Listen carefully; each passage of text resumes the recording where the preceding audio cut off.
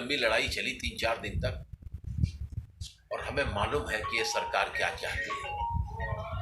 आयुष सिन्हा जो है वो भारतीय जनता पार्टी और आरएसएस के एक बड़े नेता का भतीजा है।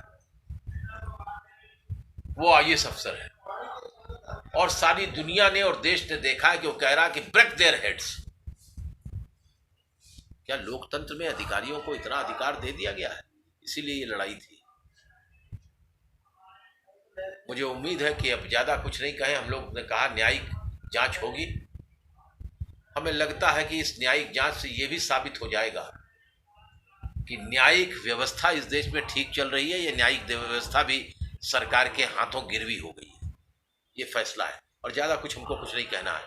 जो फुटेज निकले हैं आप लोगों ने दिखाए हैं, टेलीविजन ने, अखबारों ने जो दिखाया, बोल आज अखबारों के भी साख का सवाल खड़ा हो गया है, इलेक्ट्रॉनिक मीडिया की भी साख का सवाल खड़ा हो गया है कि जनता के सवालों को अगर आप उठाते हैं तो सरकार उसे किस तरह से देखती है और न्यायिक व्यवस्था किस तरह से देखती है। बाकी जो किसान मरे हैं काजल जी, उनके परिवार के साथ हमारी सहानुभूति है।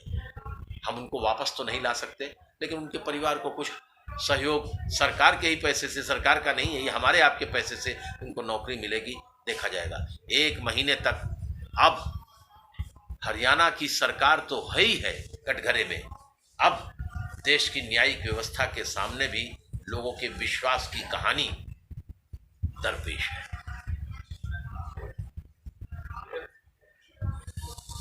Any other question?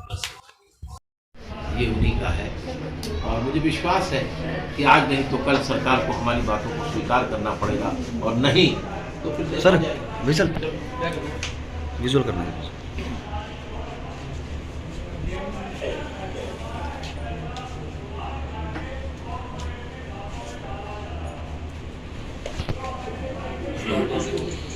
तो सब बेचो। LIC 5,000 करोड़ से जवाहरलाल नेहरू जी ने शुरू की थी और आज ये कोई 20 लाख करोड़ से ऊपर इसके संसाधन है। आज आप उसको बेचे, 10% बेच दिया आपने। तो हम ये कह रहे हैं कि देश बेच करके सरकार चलाना चाहते हैं। इससे पहले कि पूरा देश बेचे, हम इस सरकार को उखाड़ फेंकने के लिए जनमानस तैयार कर रहे हैं। अब हिंदू मुसलमान के नाम पर वोट लेने से कुछ नहीं होगा।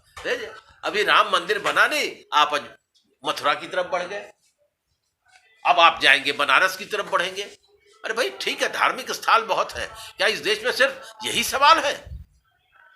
बेकारी का सवाल नहीं नौजवानों का। इसलिए हम आपसे ये कहना चाहते हैं कि हमारी लड़ाई ईमानदार की लड़ाई है, ये बेईमानों के खिलाफ। ये निर्धन की लड़ाई है धनवानों के खिलाफ। ये अपने देश की हिफाजत की लड़ाई है, अपने आन बान और शान को, बाप दादाओं की जमीन को बचाने की लड़ाई। धन्यवाद। अतुल जी, कल करनाल में आपकी एक अहम